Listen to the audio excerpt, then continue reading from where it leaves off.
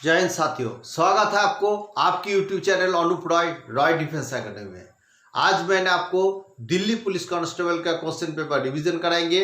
पिछले दिन मैंने 24 मई 2014 का जो क्वेश्चन पेपर है वो 57 तक कराया, आधा पोर्शन करा पाया। समय को मद्देनजर रखते हुए मैंने पूरा कंप्लीट नहीं कर पाया। आज रिमेनिंग मैथ्स का पोर्शन को कंप्लीट कराएंगे। मुझे उम्मीद है आने वाले एग्जाम के लिए जो भी इसको फॉलो करेगा उसको 100% बेनिफिट होगा। तो उम्मीद, चलिए क्वेश्चन शुरू करते हैं और इसको लास्ट तक आप इसको देखते रहिए। क्वेश्चन है, यदि एक कक्षा में लड़कों का औसत आयु लड़कियों की संख्या का दोगुनी है और कुल 36 की कक्षा में लड़कों और लड़कियों का अनुपात 5:1 है, तो कक्षा में लड़कों की आयु का कुल योग क्या है? क्वेश्चन में दिया, देखो ये बॉय है और ये गर्ल्स है और इसमें बोला इनकी अनुपात है 5:1 है। क्या बोला? 36 कक्षा में लड़कों लड़कियों का अनुपात 5:6 है, यानी कि बच्चे क्लास के अंदर 36 बॉय मिला के, बॉय और गर्ल मिला कितना है? 36 है। 36 में इनका अनुपात कितना है? 6 है। तो 6 है, तो इसको हम 6 से गुना करेंगे यानी कि 30 है और इनको 6 से गुना करेंगे तो यानी कि 6 है। तो लड़कों कितना है? 30 है और लड़की गर्ल्स कितना है? 6 है। 36 की बॉय एंड गर्ल में हमने क्या किया? लड़का अलग कर लिया और लड़कियों अलग कर लिया।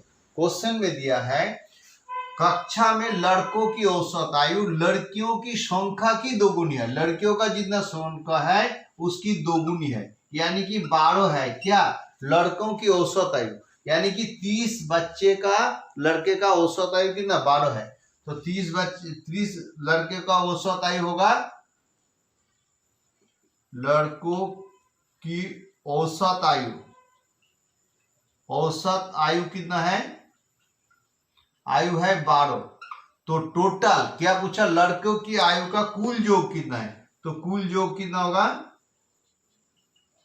कुल योग 30 × 12 यानी 3 12 36, 360 वर्ष है।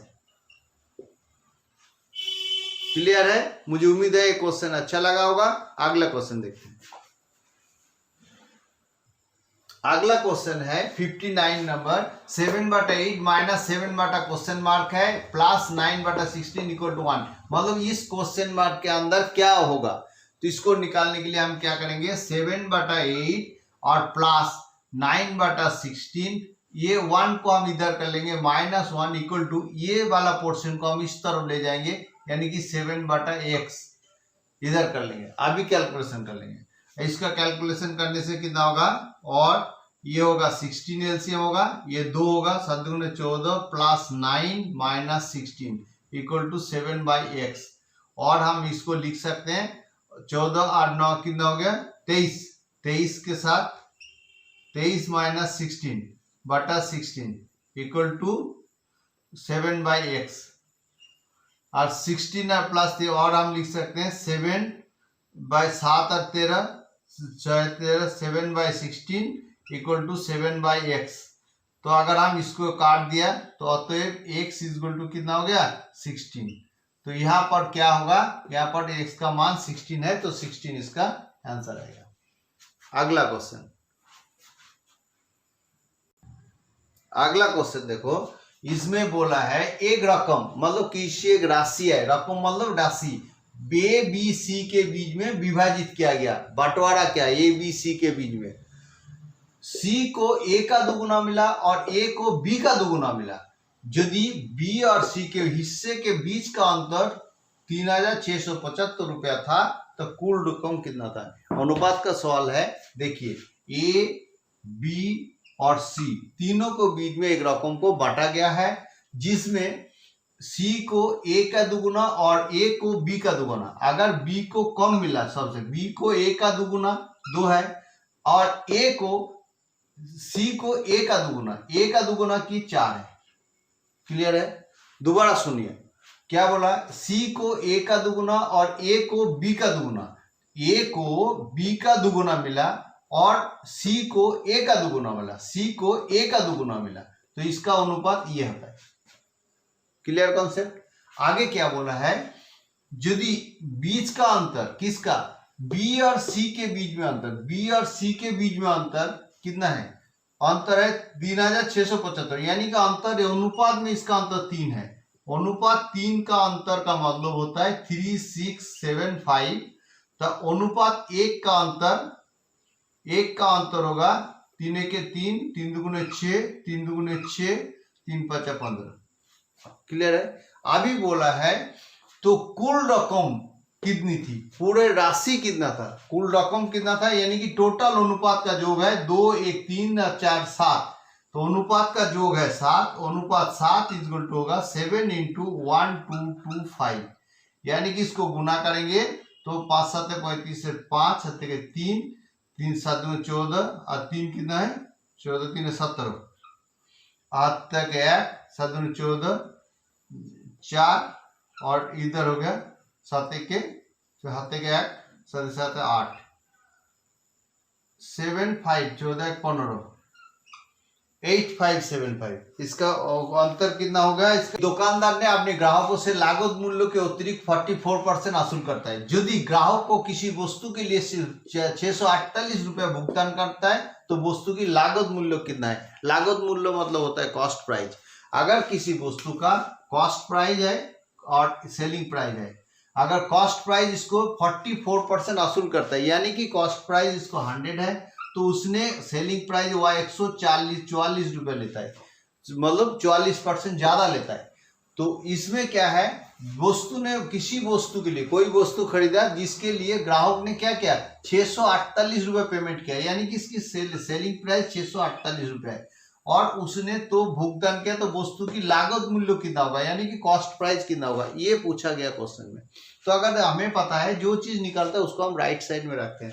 तो थ्योरी ये है, अगर सेलिंग प्राइस 144 रुपया है तो कॉस्ट प्राइस कितना है 100 रुपीज है, तो अगर 1 रुपया है तो 100/144 है, और 648 रुपया है 648 रुपीज है, तो हम इसको 100 × 648/144 से हम भाग करेंगे। तो इसको करने से क्या होता है, अगर ये 12 12 144 है, इसको 12 से काटेंगे तो 5 12 60 और 4 6 12 4 12 48, और इसके 6 जैसे काटे 6 2 8 और इसको काटेंगे 6 9 54, इसके साथ इसको काटेंगे तो 50, यानी कि 50 × 9 5 9 45 450 रुपये। क्लियर है। ये इसका है, सिंपल क्वेश्चन था। अगला क्वेश्चन, अगला क्वेश्चन दिया है, यदि एक महिला और उनकी पुत्र की औसत आयु 21 वर्ष है, औसत आयु 21 वर्ष है, तो इसके अलावा उनकी आयु का अनुपात भी 5:1 है, तो 5 वर्ष बाद इनकी आयु का अनुपात क्या होगा, ये भी रेशियो का सवाल है। देखिए कैसे करते हैं। अगर माँ है, एक महिला है और दूसरी उसकी पुत्र है, महिला या लेडीज है, इसकी पुत्र डॉटर है, माना कि एम और डी है, इनकी आयु का अनुपात बोल दिया 5:1। और क्या बताया हमें, बताया कि इनकी औसत आयु, औसत मतलब एवरेज, औसत कितना है, औसत है 21। अभी दोनों को औसत आयु अगर 21 वर्ष है तो कुल आयु कितना है 21 × 2, यानी कि 42 ईयर्स है। अगर 42 ईयर्स है तो किसकी कितना उम्र है, तो सीधी सी बात है, अगर हम इस अनुपात का योग करेंगे 42 डिवाइडेड बाय 6, तो 6 करने से 6 7 42 7, तो जो अनुपात 7 है, ये 7 को हम इसको गुना करेंगे तो 5 7 35 वर्ष है, और इसकी अनुपात 7 से गुना करेंगे यानी कि 7 वर्ष है। यानी कि डॉटर की जो उम्र है, पुत्री की उम्र 7 वर्ष है, इसकी उम्र 35 वर्ष है। पूछा गया है 5 वर्ष बाद, 5 वर्ष बाद मतलब इसको साथ 5 जोड़ देंगे, इसके साथ भी 5 जोड़ देंगे, तो इसकी उम्र हो जाएगा 40 साल और इसकी उम्र हो जाएगा 7 5 12 वर्ष। और क्या बोला, इनकी अनुपात क्या होगा, इनकी रेशियो होगा, तो हम इसको करेंगे 20 और इसको करेंगे 6, फिर इसको काटेंगे 10 और इसको काटेंगे 3, इनकी अनुपात हो जाएगा 10:3। तो 5 वर्ष बाद माँ और कन्या पुत्री की अनुपात क्या होगा 10:3 होगा। ये पूछा गया है। क्लियर है। अगला क्वेश्चन, अगला क्वेश्चन है कंपाउंड इंटरेस्ट का। बोला गया प्रिंसिपल कितना है, इतना रुपया 1542 रुपये का 2 वर्ष का 4% प्रति वर्ष हिसाब से चक्रवृद्धि ब्याज कितना होगा। यानी कि compound interest is equal to principal into 1 plus r/100 to the power n-1, ये फॉर्मूला है। अगर हम इसको करेंगे, इसकी 1542 है और इसकी आंसर है 1 प्लस r मतलब 4% बटा 100, n मतलब 2 है, 2 वर्ष के लिए तो 2 है और इसका -1 है। इसको करेंगे 1542 और इधर से इसके साथ इसको काटेंगे तो 25, तो ये हो जाएगा 26/25 इंटू 26/25 -1। तो अगर हम इसको करेंगे 1542 इंटू इसका एलसीएम कितना होगा 25/25 625 और इसका 26 को 26 से गुना करने से कितना होता है 26 और 26 6 36 6 हाथ तक के 3 6 दिन 12 और 3 15 12 और 3 15 और इसको हो गया 26 6 दुगुने 12 2 हाथ तक 1 2 दिन 4 के 5 52। तो ये हो गया 6 7 और ये हो गया 676। तो 676 -1 की जगह हम लिख सकते हैं 625। तो हम इसको लिख सकते हैं 1542 इंटू इसके साथ माइनस करेंगे तो 51/625। इसको कैलकुलेशन करने से थोड़ा डिफिकल्ट है कैलकुलेशन, इसको गुना करके करना पड़ेगा। 126 अप्रॉक्स आता है, इतना रुपया आता है। क्लियर है। अगला क्वेश्चन देखते हैं।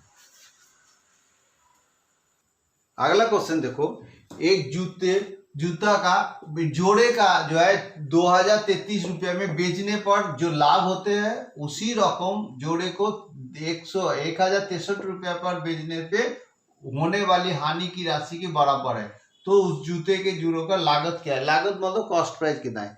बोला गया है 2033 रुपये में बेचने से जितना लाभ होगा और 1063 रुपये बेचने से उतना ही हानि होगा। अगर इस तरह की जगह क्वेश्चन होता है, माना कि कॉस्ट प्राइस कितना है, कॉस्ट प्राइस x है, जूते का जो लागत मूल्य कितना x है, तो हम इसको बोल सकते हैं हानि जो प्रॉफिट है सेलिंग प्राइस है 2033 से हम इसमें कॉस्ट प्राइस माइनस कर दिया तो कितना मिल गया, हमें प्रॉफिट मिल गया।